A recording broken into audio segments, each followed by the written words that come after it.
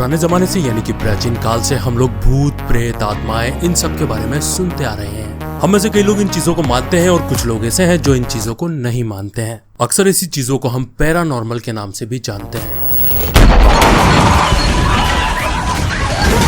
जो चीजें सामान्य होती हैं उसे तो हम नॉर्मल बोलते हैं और जो चीजें भूतिया होती हैं उसे हम पैरानॉर्मल के नाम से जानते हैं। तो इसी कड़ी में आज हम आपको एक ऐसी वीडियो दिखाने वाले हैं जहां पर हम देखेंगे दुनिया में घटे कुछ ऐसे केसेस जो ये दावा करते हैं कि कुछ बच्चों का पुनर्जन्म हुआ था। Welcome back to the facts and curious. और आज के वीडियो में हम यही देखने वाले हैं कुछ ऐसे बच्चे जो दावा कर रहे हैं कि हमारा पुनर्जन्म हुआ है और साथ में कुछ ऐसी घटनाएं भी घटी जो बिल्कुल सही लगती हैं। तो चलिए करते हैं धमाकेदार वीडियो को स्टार्ट। लेकिन उससे पहले आपसे एक छोटी सी रिक्वेस्ट है, अगर आप इस चैनल पर फर्स्ट टाइम आए हैं तो hit the subscribe button and subscribe this channel. पहला केस जिस बच्चे का है उसका नाम है रयान हेमंड्स। दुनिया का चाहे कोई भी बाप हो वो यही चाहता है कि मेरा बच्चा अच्छा हो, स्वस्थ हो, तंदुरुस्त हो। और वैसा ही कुछ रयान की फैमिली ने भी चाहा था और उसकी फैमिली वाले रयान के जन्म के बाद बहुत ज्यादा खुश भी थे। लेकिन उनकी खुशियों के ऊपर तब पानी फिर गया जब रयान की उम्र 4 साल हुई थी। ये एक बहुत अच्छी और छोटी सी फैमिली थी। इनकी लाइफ बहुत अच्छी चल रही थी। ये लोग ओक्लाहोमा अमेरिका में रहते हैं। लेकिन जैसे ये बच्चा 4 साल का हुआ तब से उस बच्चे को कुछ बुरे सपने आने लगे। बच्चा बहुत ज्यादा डिस्टर्ब रहने लगा, रातों में उठकर रोने लगा। उसकी माँ जिसका नाम है सिंडी, वो इसे लेकर बहुत ज्यादा परेशान थी। चूंकि वो एक माँ है तो वो हर रात रयान के कमरे में जाती थी और उसे सुलाने की कोशिश करती थी। लेकिन इतनी कोशिश करने के बाद भी रयान चुप होने को तैयार नहीं होता था। अब रयान के जो बुरे सपने थे, जो नाइटमेयर्स थे, वो रुकने का नाम नहीं ले रहे थे और बार बार रयान ये भी बोलता हुआ सुनाई देता था कि मुझे तो हॉलीवुड जाना है। फैमिली ये सुनकर बहुत ही ज्यादा परेशान थी कि भला ये हॉलीवुड क्यों जाना चाहता है। एक बार उसकी माँ सिंडी ने ये डिसाइड किया कि चलिए इसको हॉलीवुड लेकर चलते हैं। वो वहां पर बनी एक लाइब्रेरी के अंदर इस बच्चे को लेकर चली गई। बच्चे को जब उसने वहां पर अलग अलग बुक्स दिखाई तब एक पर्टिकुलर फोटो के ऊपर जाकर रयान की उंगली रुक गई थी। वो फोटो 1932 में आई फिल्म नाइट ऑफ नाइट का था और इस फिल्म के मेन कलाकार थे जॉर्ज राफ्ट, जो कि उस टाइम के एक बहुत बड़े सेलिब्रिटी थे। जब ये फोटो ध्यान से देखा गया तो जॉर्ज राफ्ट के साइड में एक बंदा खड़ा हुआ था। इस बच्चे ने उसी के ऊपर अपनी उंगली रखी थी।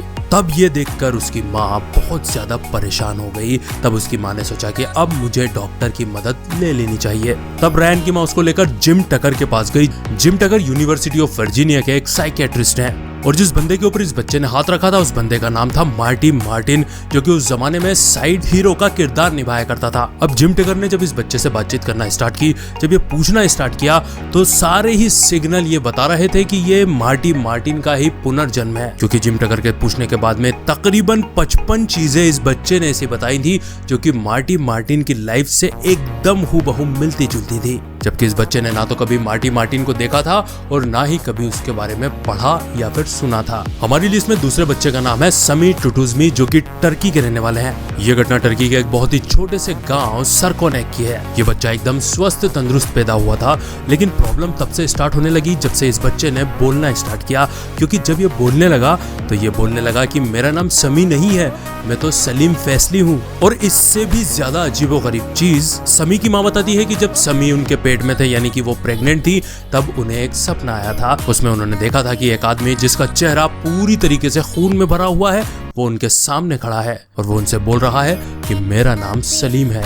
ये वाकई में डरावना है। अब जरा आगे और सुनिए आप। इनके ही पड़ोस वाले गांव में एक बंदा रहा करता था जिसकी मौत हो गई थी सर में गोली लगने की वजह से और उसके सीधे कान के ऊपर भी गोली मारी गई थी। और कमाल की बात है कि जब समी पैदा हुआ तो उसका सीधा कान जो था वो प्रॉपर नहीं था और उसके उल्टे सर के ऊपर भी एक निशान पैदाइशी था। जब इतनी सारी चीजें मैच खा रही थी तो इस बच्चे के पेरेंट्स ने सोचा क्यों ना बच्चे को सलीम फैसली के घर ले जाया जाए, जहां पर सलीम फैसली की विधवा बीवी आज भी रहती है। और कमाल तब हो गया कि जब इस बच्चे को उस घर के अंदर लेकर जाया गया तो इस बच्चे ने जैसे ही सलीम फैसली की बीवी को देखा तो कहा कि मैं तुम्हारा शोहर हूँ, मैं तुम्हारा हस्बैंड हूँ, मेरा नाम है सलीम। और यहाँ तक कि इस बच्चे ने उस औरत का नाम भी बता दिया था और उसका नाम था खतीब। अब भला सोचिए आप, इस बच्चे को कैसे पता कि उसकी बीवी का क्या नाम है।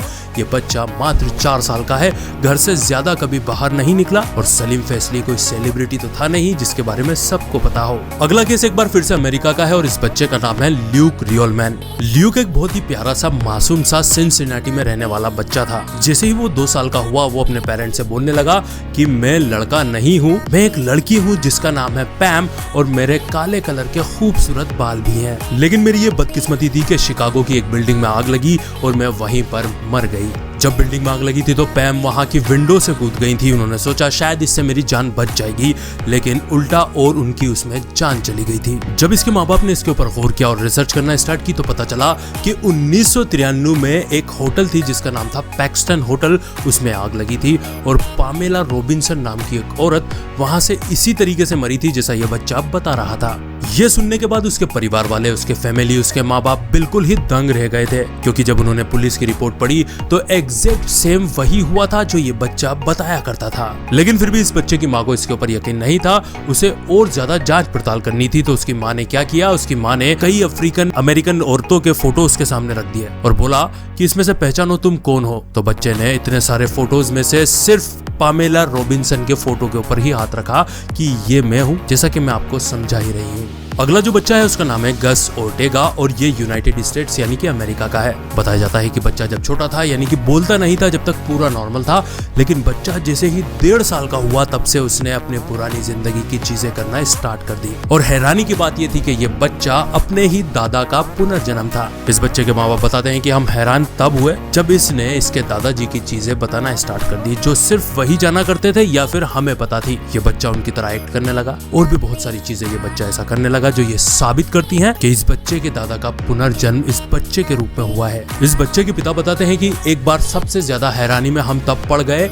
जबकि मैं इसका डायपर चेंज कर रहा था। तब ये बच्चा मुझसे बोलता है कि कभी मैं तुम्हारे डायपर चेंज करता था, आज तुम मेरे डायपर चेंज कर रहे हो। कितना अजीब है ये, लेकिन बिल्कुल रियल है, बिल्कुल सच है। अगला जो बच्चा है वो श्रीलंका से है और उसका नाम है डुमिडा बंडारा रत्नायाकी। ये बच्चा सिर्फ मात्र 3 साल का था तब से इसने ऐसी हरकतें करना स्टार्ट कर दी थी जो ये था ही नहीं।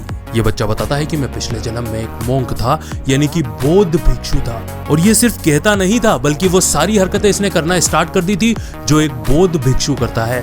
वही डिसिप्लिन, वैसे ही कपड़े पहनना, वैसे ही खाना खाना, ये सारी चीजें ये सिग्नल दे रही थी कि शायद इस बच्चे की बातों में सच्चाई हो सकती है।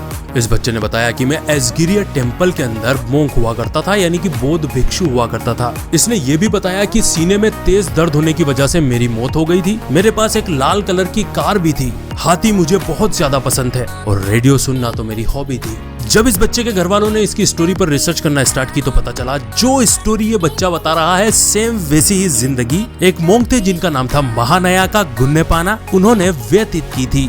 इतने सारे प्रूफ देखने और सुनने के बाद बहुत सारे लोगों ने ये मान लिया कि ये बच्चा उसी बौद्ध भिक्षु का पुनर्जन्म है। अगला बच्चा है इयान होगेडॉन जो कि पेंसाकोला का है। ये बच्चा बताता है कि मैं एक पुलिस वाला हुआ करता था और मेरी मौत सीने में गोली लगने की वजह से हुई थी। उसे याद था कि आखिरी दिन उसके साथ क्या हुआ था। वो बताता है कि एक स्टोर में कुछ चोर घुस आए थे जिनके पास कुछ हथियार थे। उन्होंने सारा पैसा लूट लिया था।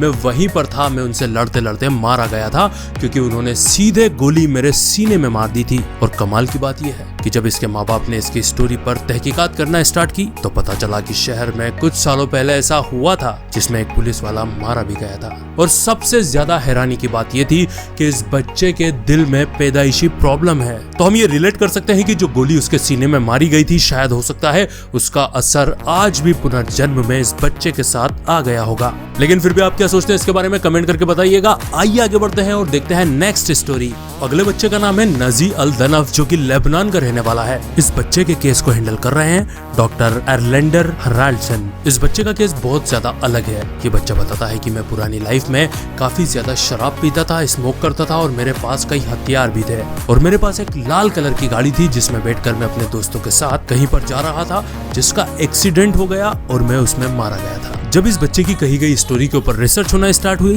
तो पता चला कि 10.5 माइल की दूरी पर एक शहर है जिसका नाम है कैबर चमून। उस शहर में इसी टाइप की सेम घटना दर्ज की गई थी, जहां पर एक बंदा था जिसका नाम था फुआद असद खदा की। उसके साथ सेम ऐसे ही घटना हुई थी। सेम जो चीजें इस बच्चे ने बताई थी कि ये मेरे पास हुआ करती थी, सेम वही चीजें इस आदमी की थी। तो ये मान लिया गया कि हो सकता है ये बच्चा इसी पर्सन तो इसी के साथ आज का हमारा वीडियो यही खत्म होता है, जहां पर हमने देखे कुछ ऐसे केसेस जहां पर कुछ बच्चे ये दावा करते हुए नजर आ रहे थे कि हमारा पुनर्जन्म हुआ है। आप क्या सोचते हैं इसके बारे में कमेंट करके जरूर बताइएगा। अगर वीडियो अच्छा लगा हो तो वीडियो को लाइक करें और अपने सारे ही सोशल नेटवर्क्स पर शेयर भी करें। तो मिलेंगे अगले धमाकेदार वीडियो के साथ, तब तक के लिए bye bye, good night, sayonara.